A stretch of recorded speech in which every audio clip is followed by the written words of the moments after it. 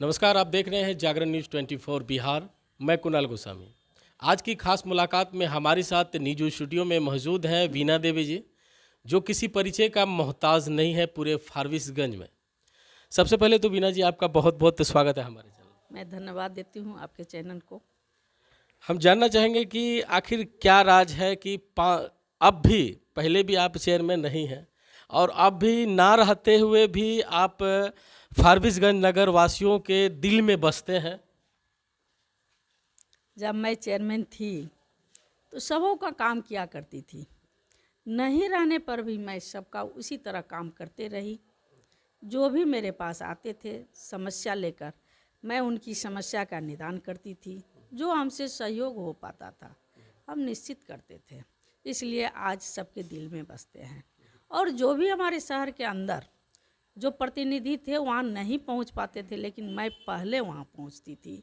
अगर शहर में कोई घटना घटती है तो सबसे पहले मेरा वहाँ पहुँचना होता था। उस परिवार को सांत्वना देना मेरा कर्तव्य बनता था, इसलिए मैं घर घर में हूँ। हर एक के दिलों में बसते हैं। हाँ, हर घर के दिल में मैं हूँ। वो तो सामने चुनाव है, चुनाव में आप सबको पता चलेगा। जी जी, बिल्कुल। अच्छा, एक बात और जानना था कि इस बार अगर आपको जो है कि जनता का आशीर्वाद रहा, फारबिसगंज नगर परिषद का के जितने भी यहाँ के लोग हैं इनका आशीर्वाद रहा, अगर आप जीती हैं तो फारबिसगंज नगर परिषद का तस्वीर क्या रहेगा? शहर के लोग मेरा विकास देख चुके हैं।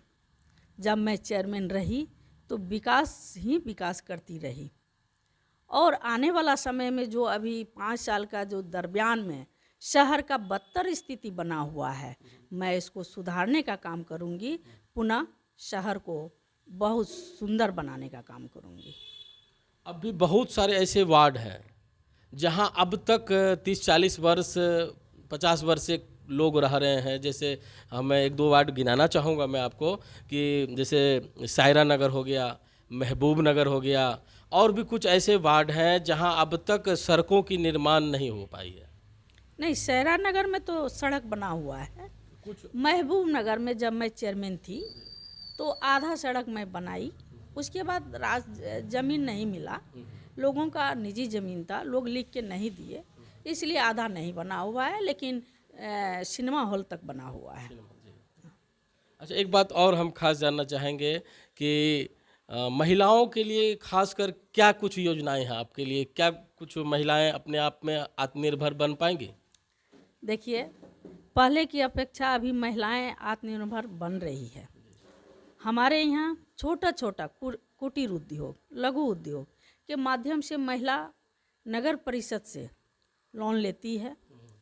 समूह के माध्यम से वो काम करती है। छोटा छोटा बिजनेस, कोई टोकरी में साग सब्जी बेचती है, कोई छोटा किराना का दुकान, कोई पान, कोई कुछ। महिलाएं हमारी सशक्त हो रही है और धीरे धीरे सीढ़ी बाई सीढ़ी वो आगे बढ़ रही है। एक बात और मैम, मैं आपको कहना चाहूँगा कि शिक्षा का स्तर कहीं ना कहीं कम है।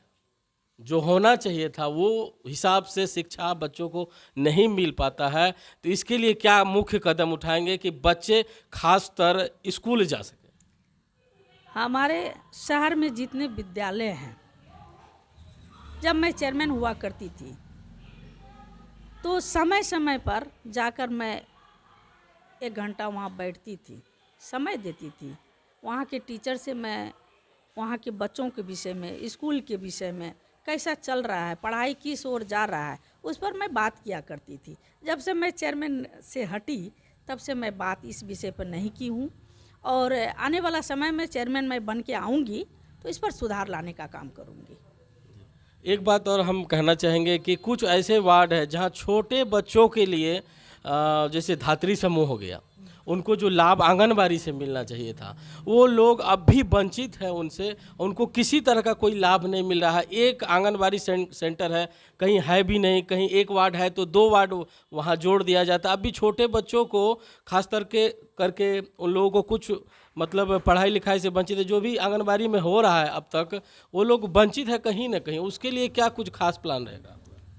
देखिए, शहर की जब आंगनबाड़ी केंद्र सभी वार्ड में गठित हुआ तो उस समय थोड़ा हमारे शहर में वार्ड बहुत छोटा था और छोटा संख्या में लोग बच्चे वहाँ जाते थे।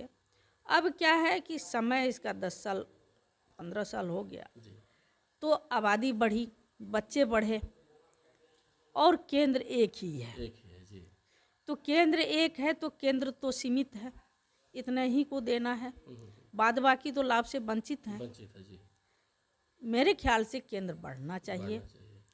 ताकि आने वाला समय में महिलाओं को, हमारे छोटे छोटे बच्चे जो आंगनबाड़ी केंद्र में पढ़ते हैं उनको लाभ मिले। इसलिए मैं चेयरमैन बनने के बाद इस पर भी पहल करूंगी, इस पर भी मैं पत्राचार करूंगी कि जो केंद्र पहले बन चुका है वार्ड में, सपोज ले लीजिए 1900 पर केंद्र बना, अभी वहाँ 2500 3200 खाली वोटर है, तो सोच लीजिए कितना बड़ा है। तो वहाँ केंद्र बढ़ना चाहिए। केंद्र जब बढ़ेगा तो जो बाकी वंचित लाभुक हैं उनको लाभ मिलेगा। अच्छा, एक और मुद्दा, एक खास सवाल आपके लिए हम करना चाहेंगे कि अब तक फॉरबिसगंज में जो स्वास्थ्य हॉस्पिटल का व्यवस्था इतना कुछ खास नहीं रहा है। अब तक लोग जो है कि अपना इलाज कराने के लिए कहीं ना कहीं प्राइवेट अस्पतालों का भी सहारा लेना पड़ता है, तो सरकारी में वो सब सुविधा नहीं मिल पाती है। इसके लिए क्या कुछ करेंगे आप? मैं इससे पहले भी बताई कि जब नगर निकाय का चुनाव होता है तो मेरे एक मेंबर वहाँ ज़रूर जाते हैं, जो चेयरमैन होते हैं।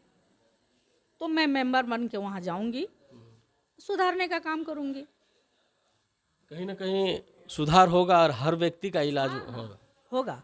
पहले तो होता ही था, अभी इधर का मैं बता नहीं सकती कि क्या हो रहा है, लेकिन आने के बाद फिर सुचारू रूप से चलेगा। अंत में हमारे चैनल के माध्यम से आप अपने फॉरबिसगंज नगरवासियों के जनता को क्या संदेश देना चाहिएगा? मैं नगरवासियों का अभिनंदन करती हूँ और मैं प्रार्थना करती हूँ कि आप सब 10 तारीख को हमको वोट करें, चेयरमैन बनावें। मैं जिस तरह आप सबों के सामने पहले काम करती थी उसी तरह मैं करती रहूँगी। सबकी सेवा में मैं तत्पर रहूँगी। एक बार छाप भी बता दें दर्शकों को जी, फॉरबिसगंज वासियों को। मेरा टमटम छाप है 5 नंबर में, सीरियली 5 नंबर है। और मैं अपने शहर के तमाम जनता से निवेदन करती हूँ कि आप सब मेरे टमटम छाप पर मोहर लगावे, हमको विजय बनावे। तो ये थी आज की खास मुलाकात में हमारे साथ वीणा देवी जी।